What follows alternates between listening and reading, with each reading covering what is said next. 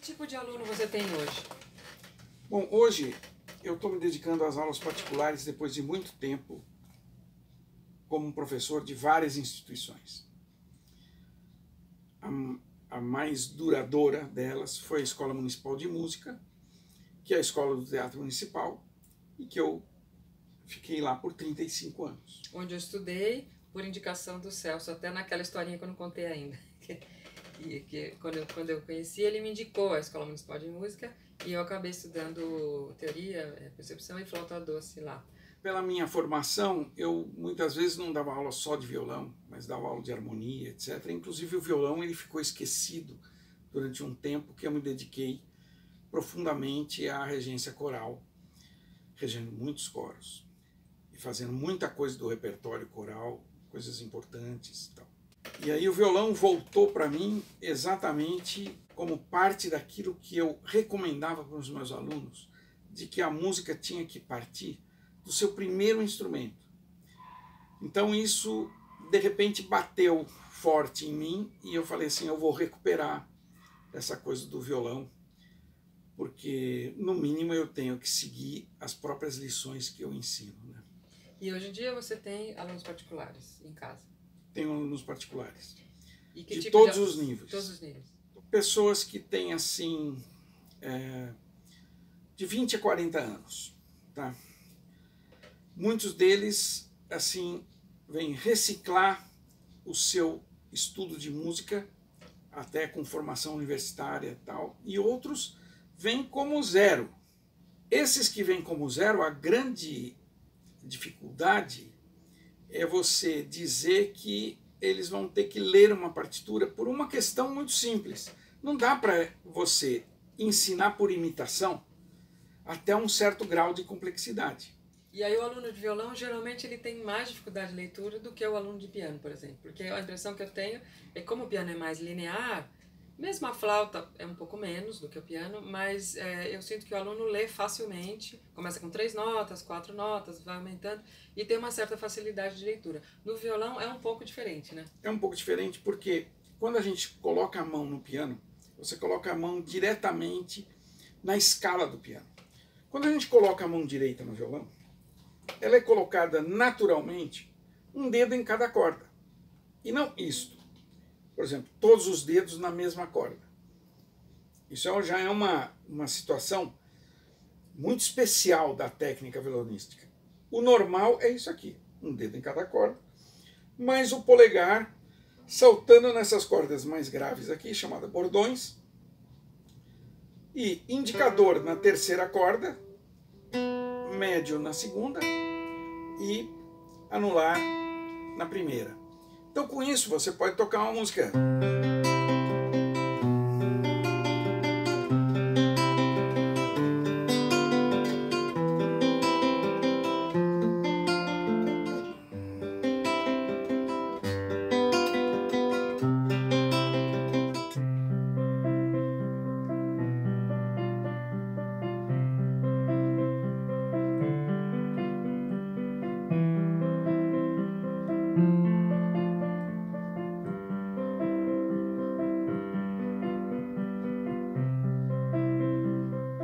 O violão ele tem uma característica.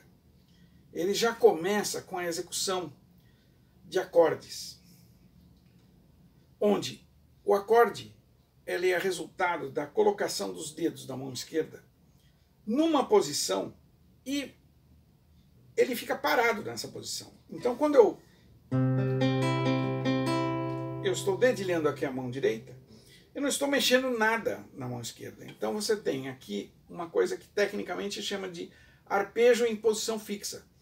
Quer dizer, é um arpejo, isso é, as notas são tocadas uma depois da outra, numa sequência dos dedos, criando uma fórmula de arpejo, que no caso aqui é P, I, M, A, M, I, M, A. Com um acorde colocado, você tem aqui uma ressonância, onde a mão esquerda está parada e a mão direita está andando. No piano é o contrário. O acorde é mais difícil para o iniciante. Então o iniciante no piano ele tem que começar com uma melodia de poucas notas. Tem que acertar as 3 notas ao mesmo tempo, sem fazer blum, né? Então, para um iniciante não é muito fácil o acorde. Não, São e arpejos são coisas bem complexas no piano. Também. Enfim, outra característica do violão é que a coisa mais simples dessa mecânica do arpejo é que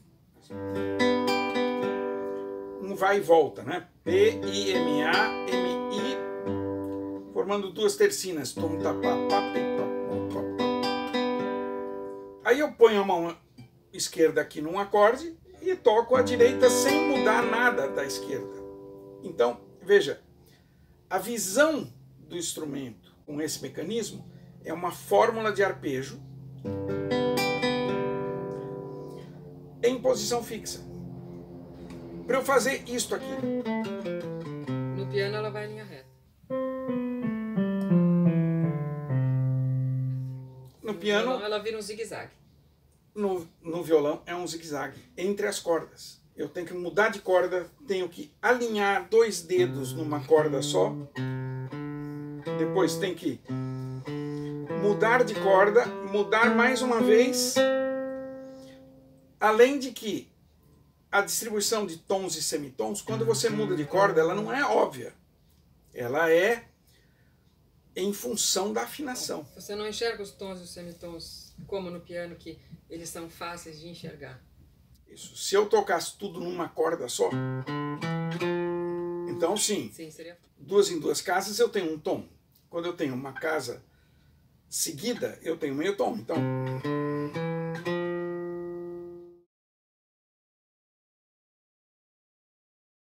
E por que não se toca a escala numa corda só?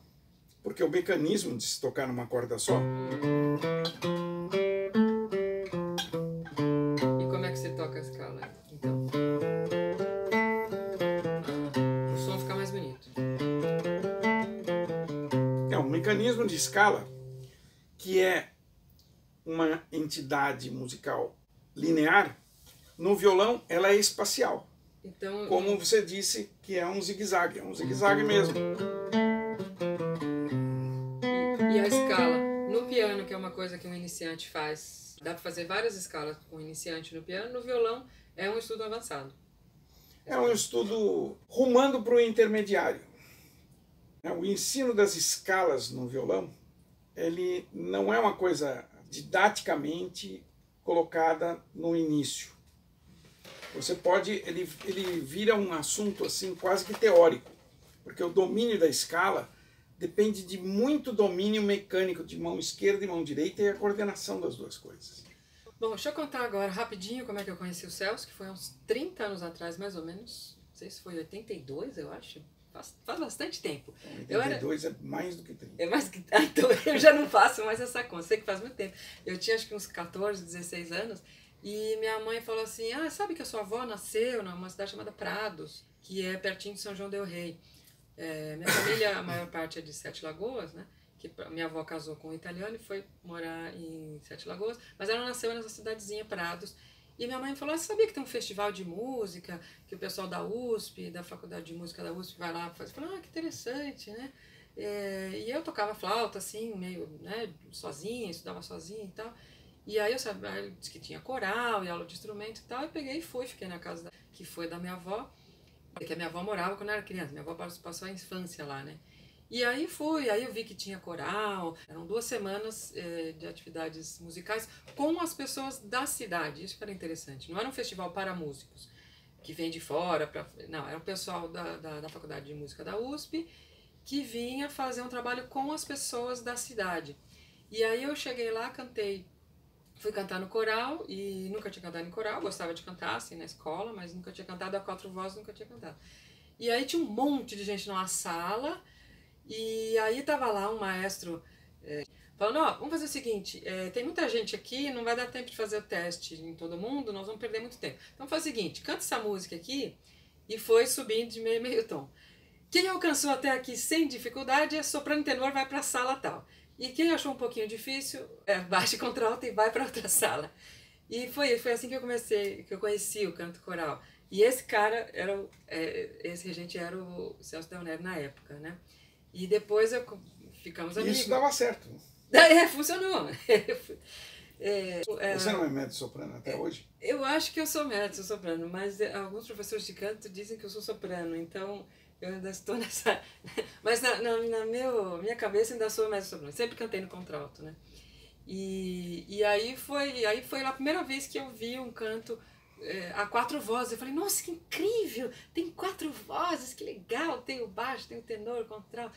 Eu achava incrível aquilo lá. E a gente fazia barroco mineiro, chamava barroco mineiro, hoje chama colonial brasileiro, que eram músicas recuperadas por eles mesmos lá na própria cidade. Mas isso é uma história muito comprida e aí daria um outro vídeo. O fato é que o Celso falou pra mim que tinha uma escola municipal de música, eu nem sabia que existia. Na época a escola municipal ficava num lugar bem escondido, numa casa muito bonita ali na Aclimação, e pouca gente sabia que existia a escola municipal de música. Então, aí foi através dele que eu descobri que tinha essa escola, depois, enfim, teve muita coisa que aconteceu. Mas eu lembro que naquele ano, a gente tava, acho que foi Peixe Vivo, né? De 82, se não me engano. E aí era um arranjo interessante. Conta essas rapidinhas pra gente terminar essa história do Peixe Vivo. É que tem um trio de Mozart, que o original é para 2 oboés e fagote, se não me engano. E eles faziam com qualquer instrumento isso aí. Aí eu percebi que a música do Mozart tinha uma melodia assim.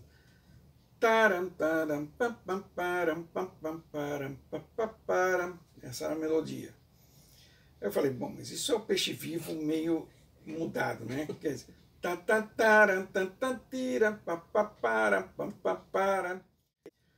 aí eu peguei a música do Mozart, que era 3 vozes, e pus o Peixe Vivo por cima e deu certo. Entende? Então esse era o arranjo que a gente fez do Peixe Vivo, que é uma música mineira, tradicional, né?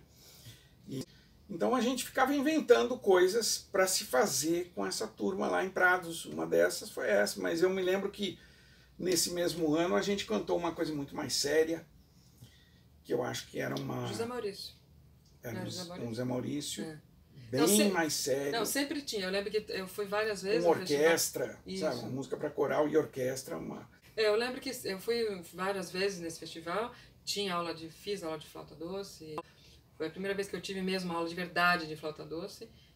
E sempre tinha o coral, e eu me lembro que sempre tinha uma peça grande, o Colonial Brasileiro, e tinha essas coisas mais leves também. Vamos terminando por aqui. Obrigada, Celso, pela conversa. Eu que agradeço, e prazer de estar nesse canal de tanto prestígio.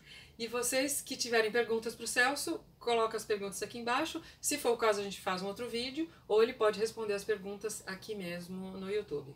Até mais e até o próximo vídeo. Tchau.